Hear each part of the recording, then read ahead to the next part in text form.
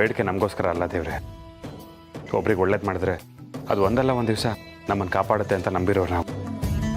ನಮ್ಮನ್ನು ಇಲ್ಲಿವರೆಗೂ ಕರ್ಸ್ಕೊಂಡಿರೋ ನಿನಗೆ ನಮ್ಮ ಮನಸ್ಸಲ್ಲಿ ಏನಿದೆ ಅಂತ ತಿಳ್ಕೊಳೋದು ದೊಡ್ಡ ವಿಷಯ ಅಲ್ಲ.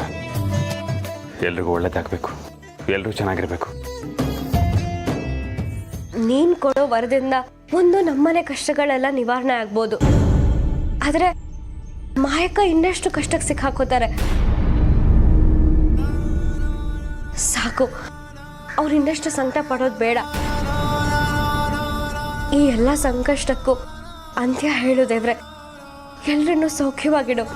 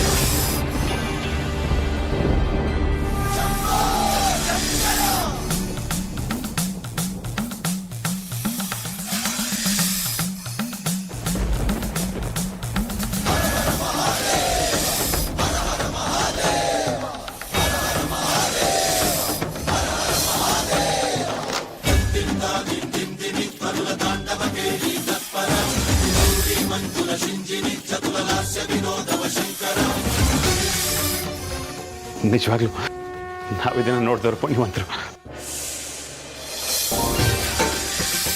ನಿನ್ನ ಹುಡ್ಕೊಂಡು ಬಂದು ನಮಗೆ ನಿನ್ನ ದರ್ಶನ ಕೊಟ್ಟಿದ್ದು ನಮ್ಮ ಪುಣ್ಯ. ನಮ್ಮ ಪೂಜೆ ನಿನಗೆ ಇಷ್ಟ ಆಗಿದ್ರೆ ನಮ್ಮ ಬೇಡಿಕೆಗಳನ್ನ ಈಡೇರಿಸು. ಎಷ್ಟು ಸಮಯ ಆದರೂ ಪರವಾಗಿಲ್ಲ, ನಿನ್ನ ವರ ಪಡಿದೆ ನಾವಿಲ್ಲಿಂದ ಹೋಗಲ್ಲ.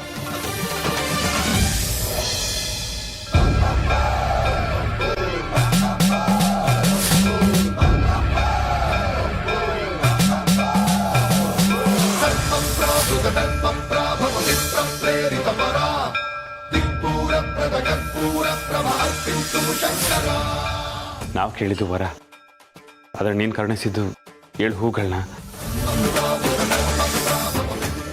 ಬೆಳಿ ನಮಗೆ ವರ ಕೊಟ್ಬಿಟ್ಟ. ದೇವರಿಗೆ ಅಭಿಷೇಕ ಮಾಡಬೇಕು. ಬಾ.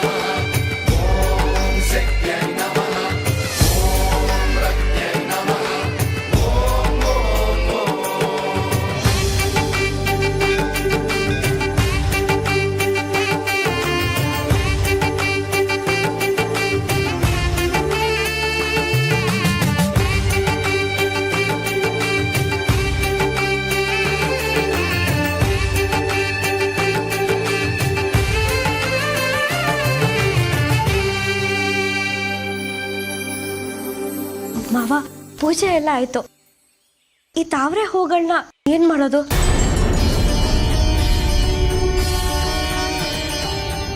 ಗುರುಗಳನ್ನ ಕೇಳೋಣ. ಬಾ.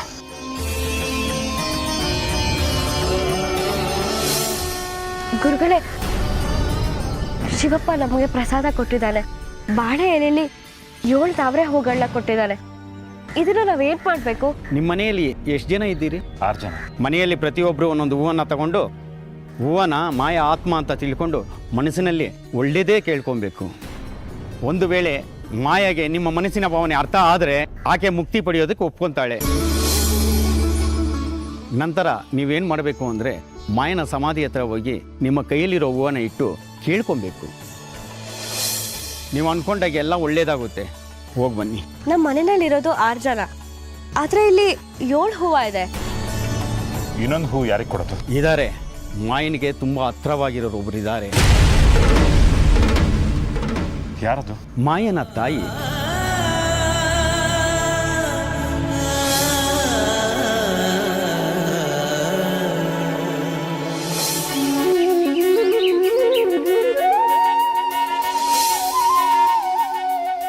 ನಿಜವಾಗ್ಲೂ ನಾವು ಶಿವನ ದೇವಸ್ಥಾನಕ್ಕೆ ಹೋಗ್ಬಿಟ್ಟು ಬಂದ್ವಾ? ಅದೇ ನನಗೂ ಆಶ್ಚರ್ಯ ಆಗ್ತಿರೋದು ಮಾವ. ನಿಮ್ಮ ಕೈಯಲ್ಲಿರೋ ತಾವರೆ ಹೂಗಳು ಇನ್ನೂ ಹಾಗೇ ಇದೆ ನೋಡಿ. ಅದೇನೇ ಆದರೂ ಸರಿ, ಶಿವ ತನ್ನ ಭಕ್ತರನ್ನ ತನ್ನ ಸನ್ನಿಧಾನಕ್ಕೆ ಕರ್ಸ್ಕೊಳ್ಳೋದು ಸುಳ್ಳಲ್ಲ. ಎಲ್ಲ ಒಂಥರ ಕನಸಿನ ಥರ ಇದೆ. ಇಂಥ ಒಂದು ಅಪರೂಪದ ದೇವಸ್ಥಾನಕ್ಕೆ ನಾವು ಹೋಗ್ತೀವಿ ಅಂತ ಅಂದ್ಕೊಂಡೇ ಇರಲಿಲ್ಲ. ಹೌದು ಮಾವ, ನನಗೀಗ ಅದು ನಿಜ ಅನ್ನಿಸ್ತಿದೆ. ನಾವು ಅರ್ಧ ಮನಸ್ಸಿಂದ ಪೂಜೆ ಮಾಡೋದು, ಬೇಡ್ಕೊಳ್ಳೋದು ಮಾಡಿದಿದ್ರೆ ಇಂಥದ್ದೊಂದು ಅದ್ಭುತ ನಡೀತಾನೆ ಇರಲಿಲ್ಲ. ನಾವು ನಮಗೋಸ್ಕರ ಕೇಳ್ಕೊಂಡಿದ್ದು ನಿಜ, ಆದರೆ ಮಾಯನ ಆತ್ಮಕ್ಕೆ ಮುಕ್ತಿ ಕೊಡೋದನ್ನು ದೇವ್ರು ಕಾಣಿಸ್ತಾನೆ ಅಂತ ಅಂದ್ಕೊಂಡಿರಲಿಲ್ಲ. ಅವರು ತುಂಬ ತಪ್ಪು ಮಾಡಿರೋದ್ರಿಂದಾನೇ ಈ ರೀತಿ ಆತ್ಮ ಆಗಿ ಸುತ್ತಾಡ್ತಿದ್ದಾರೆ. ನಾವು ಈ ರೀತಿ ಪೂಜೆ ಮಾಡಿ ಒಳ್ಳೇದು ಮಾಡಿದ್ದೀವಿ ಮಾವ. ಇನ್ನೊಬ್ರಿಗೆ ಒಳ್ಳೇದು ಬಯಸಿದ್ರಿಂದಾನೇ ನಾವೀಗ ನೆಮ್ಮದಿಯಾಗಿರೋದು. ಮಾಯ ಇದ್ದಾಗ ದ್ವೇಷ, ಅಸೂಹೆ, ಅಹಂಕಾರದಿಂದನೇ ಇದ್ಲು. ಇನ್ನೊಬ್ರಿಗೆ ಕೆಟ್ಟದ್ದು ಬಯಸೋರಿಗೆ ಕೆಟ್ಟದೇ ಆಗುತ್ತೆ ಅಂತ ಅವಳಿಗೆ ಗೊತ್ತಿರಲಿಲ್ಲ ಅನ್ಸುತ್ತೆ. ಒಟ್ಟಲ್ಲಿ ಈಗೆಲ್ಲ ಸರಿ ಹೋಗ್ತಿದೆಯಲ್ಲ, ಅದೇ ಖುಷಿ. ಬೆಳಿ ಇನ್ನು ತಡ ಮಾಡೋದು ಬೇಡ. ಏನೇನು ನಡೆದಿದೆ ಅಂತ ಮನೆಯವರೆಲ್ರಿಗೂ ಹೇಳೋಣ. ಜೊತೆಗೆ ಈ ಹೂಗಳನ್ನ ಕೊಟ್ಟು ಮಾಯಿನ ಪರವಾಗಿ ಪ್ರಾರ್ಥನೆ ಮಾಡೋದಕ್ಕೆ ಹೇಳೋಣ. ಸರಿ ಮಾವ, ಎಲ್ರನ್ನೂ ಈಗಲೇ ಕರಿತೀನಿ.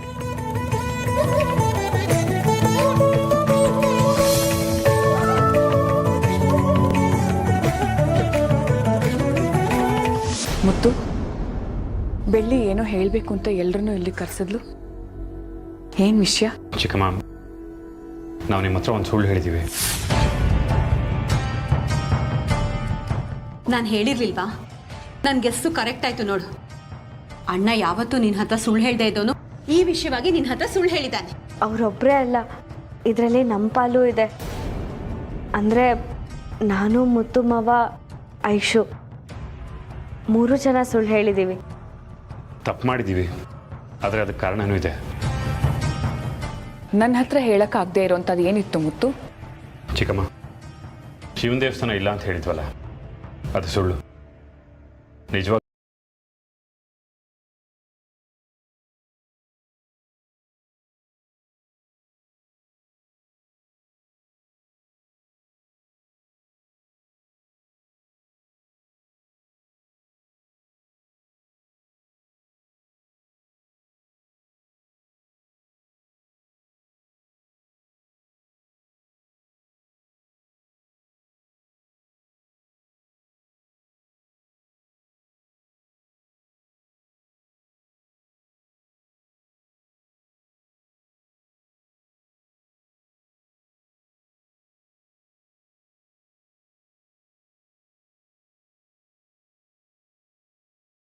ಅಲ್ವಾ?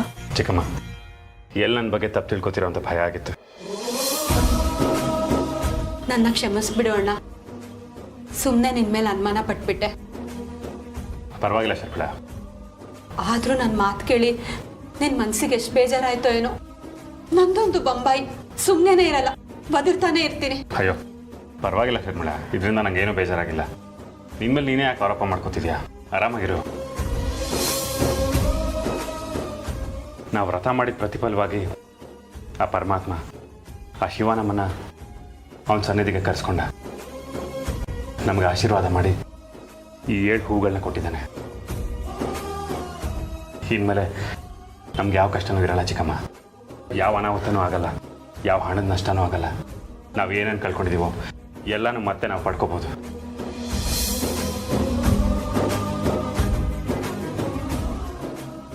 ಮನೆಯವರು ಒಬ್ಬೊಬ್ರಿಗೂ ಈ ಹೂವನ್ನ ಕೊಟ್ಟು ಪ್ರಾರ್ಥನೆ ಮಾಡಕ್ಕೆ ಹೇಳಿದ್ದಾರೆ. ಏನು ಪ್ರಾರ್ಥನೆ ಮಾಡಕ್ಕೆ ಹೇಳಿದ್ದಾರೆ? ಮಾಯಂಗೋಸ್ಕರ ಪ್ರಾರ್ಥನೆ ಮಾಡಬೇಕು. ಮಾಯಾಗೋಸ್ಕರ ಪ್ರಾರ್ಥನೆ ಮಾಡಬೇಕು.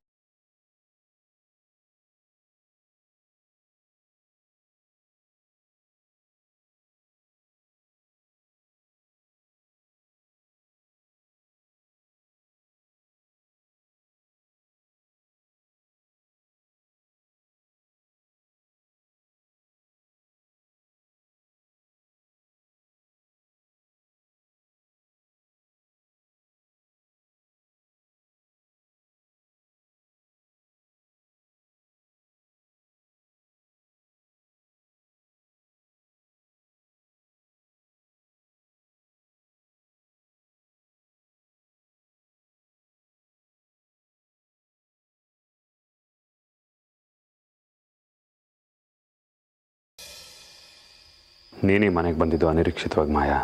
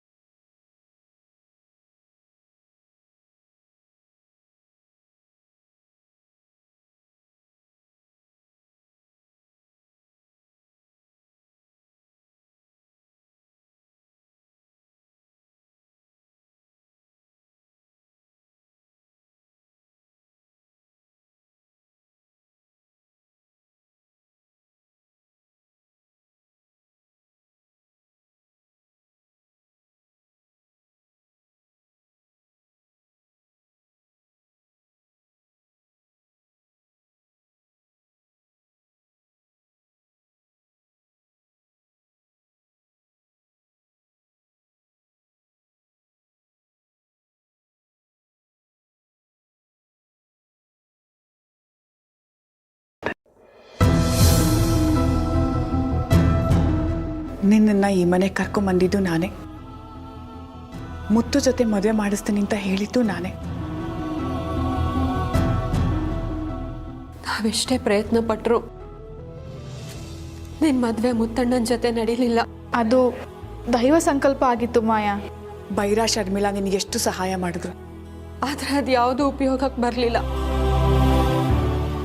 ಕೆಟ್ಟತನ ಅನ್ನೋದು ಬೆಟ್ಟದಷ್ಟಿರ್ಬೋದು, ಆದರೆ ಸಾಸಿವೆ ಅಷ್ಟಿರೋ ಒಳ್ಳೆತನದ ಮುಂದೆ ಅದು ಯಾವುದೂ ನಡೆಯಲ್ಲ ಮಾಯಾ. ನಿನ್ಗಾಗಿದ್ದು ಅದೇ. ಚಿತ್ರ ಎಲ್ಲದಕ್ಕೂ ಅಡ್ಡಿ ಮಾಡಿದ್ಲು. ಯಾಕೆಂದರೆ ಬೆಳ್ಳಿ ಈ ಮನೆ ಸೊಸೆ ಆಗಬೇಕು ಅಂತ ಅವಳು ತುಂಬ ಇಷ್ಟ ಇತ್ತು. ಕೊನೆಗಾಗಿದ್ದು ಅದೇ ಅಲ್ವಾ? ಪ್ರತಿ ಸಲನೂ ನಿನ್ನ ಜೊತೆಲೇ ಇರ್ತಿದ್ದೆ. ಈ ಮನೇಲಿ ಇರೋದಕ್ಕೆ ನಿನಗೆಷ್ಟು ಸಪೋರ್ಟ್ ಮಾಡಿದ್ದೀನಿ. ಆದ್ರೆ ನೀನು ಭೈರನ್ನ ಕೊಂದು ತಪ್ಪು ಮಾಡಿಬಿಟ್ಟೆ ಮಾಯಾ. ಭೈರಣ್ಣನ ನೀನು ಉಳಿಸ್ಬೇಕಾಗಿತ್ತು ಮಾಯಾ. ನೀನು ಯಾರ ಮೇಲಿನ ಕೋಪನೋ ಯಾರ ಮೇಲೋ ತೀರಿಸ್ಕೊಂಡೆ. ನೀನು ನನ್ನನ್ನು ಏನು ಬೇಕಾದರೂ ಮಾಡು, ಆದರೆ ಬೆಳ್ಳಿ ಮುತ್ತುನ ಮಾತ್ರ ಏನು ಮಾಡಬೇಡ. ಅವರು ನೆಮ್ಮದಿಯಾಗಿ ಬದುಕಕ್ಕೆ ಬಿಡು. ಮಾಯಾ, ನಿನಗೆ ಈ ಲೋಕದಲ್ಲಿ ಸಂತೋಷ ಸುಖ ಏನೂ ಸಿಗಲಿಲ್ಲ. ಇಲ್ಲಿಂದ ಮುಕ್ತಿ ಸಿಗಲಿ. ನೀನು ಆ ಲೋಕದಲ್ಲಾದರೂ ಶಾಂತವಾಗಿರೋ. ನನ್ನಿಂದ ಏನಾದರೂ ತಪ್ಪಾಗಿದ್ರೆ ತಪ್ಪಾಗಿದೆ, ನಿನಗೆ ನೋವು ಆಗಿದೆ, ಮನಸ್ಸಲ್ಲಿ ಇಟ್ಕೋಬೇಡ, ನನಗೆ ಕ್ಷಮಿಸ್ಬಿಡು. ಬೆಳ್ಳಿ ನಿನ್ನನ್ನು ಸ್ಪರ್ಧಿ ಅಂತ ಅಂದ್ಕೊಂಡೇ ಇರಲಿಲ್ಲ, ಆದರೂ ನೀನೇ ಇವಳ ಮೇಲೆ ಹಾಗೆ ಸಾಧಿಸ್ತಾ ಇದ್ದೆ. ಕೊನೆಗೆ ಮುತ್ತು ಮಾವನ ಹತ್ರ 2 ಆಯ್ಕೆ ಉಳ್ಕೊಳ್ತು. ಒಂದು ನನ್ನನ್ನು ಮದುವೆ ಆಗಬೇಕಿತ್ತು, ಇಲ್ಲ ನಿಮ್ಮನ್ನ ಮದುವೆ ಆಗಬೇಕಿತ್ತು. ಬೆಳ್ಳಿಗೆ ನಾನು ತಾಳಿ ಕಟ್ಟಲೇಬೇಕಿತ್ತು.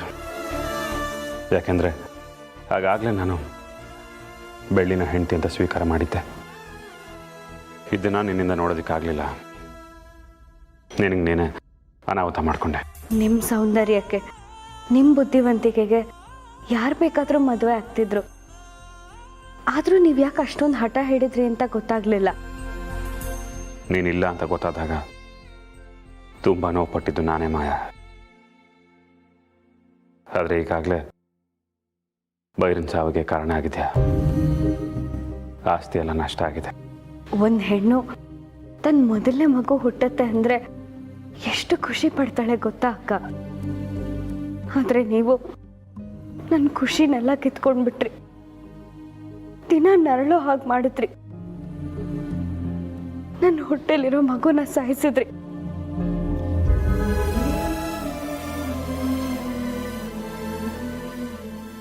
ಆದರೂ ನಮಗೆ ನಿನ್ನ ಮೇಲೆ ದ್ವೇಷ ಇಲ್ಲ. ನೀನು ಈ ಭೂಮಿಯಿಂದ ಮುಕ್ತಿ ಪಡಿಬೇಕು. ದೈವತ್ವದ ಕಡೆ ನಿಮ್ಮ ಒಲವು ಬರಬೇಕು ಮಾಯಕ್ಕ. ಈ ದ್ವೇಷ, ಅಸೂಯೆ, ಅಹಂಕಾರ ಇದ್ಯಾವುದು ಶಾಶ್ವತ ಅಲ್ಲ. ನೀನು ಒಂದಲ್ಲ ಒಂದಿನ ಇಲ್ಲಿಂದ ಹೋಗಲೇಬೇಕು. ಅದಕ್ಕೆ ನೀನು ಮನಸ್ಸು ಮಾಡಬೇಕು. ಆ ಪರಮಾತ್ಮ ನಿಮಗೆ ಕರುಣೆ ತೋರಿಸ್ಲಿ ಅಂತ ಕೇಳ್ಕೊತೀನಿ ಮಾಯಕ್ಕ.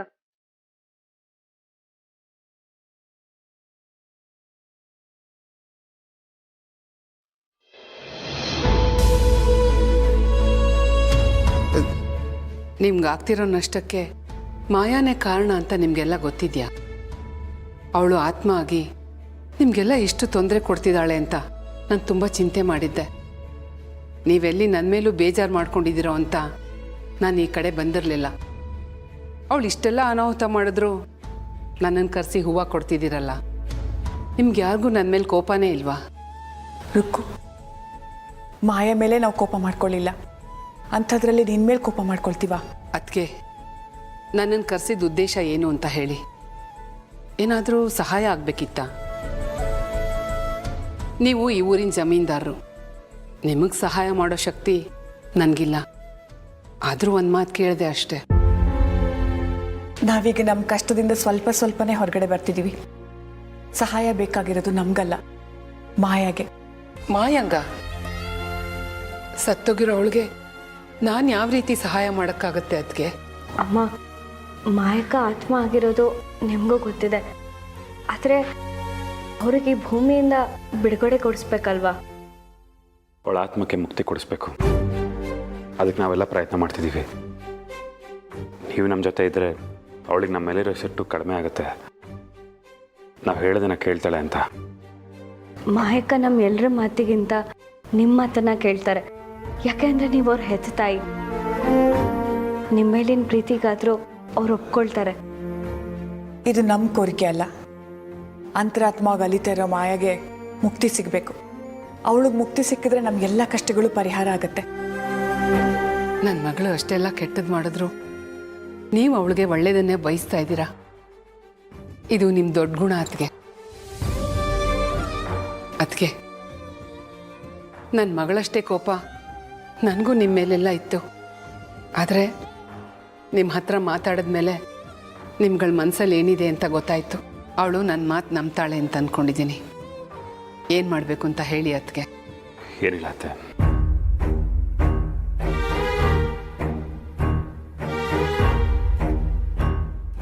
ನೀನು ಇಷ್ಟು ಮಾಡಿದ್ರೆ ಸಾಕು ರುಕ್ಮಿಣಿ. ಪ್ರೀತಿಯಿಂದ ಮಾತಾಡಿದ್ರೆ ಕಲ್ಲು ಕೂಡ ಕರಗತ್ತೆ ಅಂತಾರೆ. ಇಲ್ಲಿ ಜಗಳ ಬೇಡ, ಪ್ರೀತಿ ಬೇಕು. ಪ್ರೀತಿ ಹಂಚೋಣ, ಎಲ್ಲರೂ ನೆಮ್ಮದಿಯಾಗಿರೋಣ.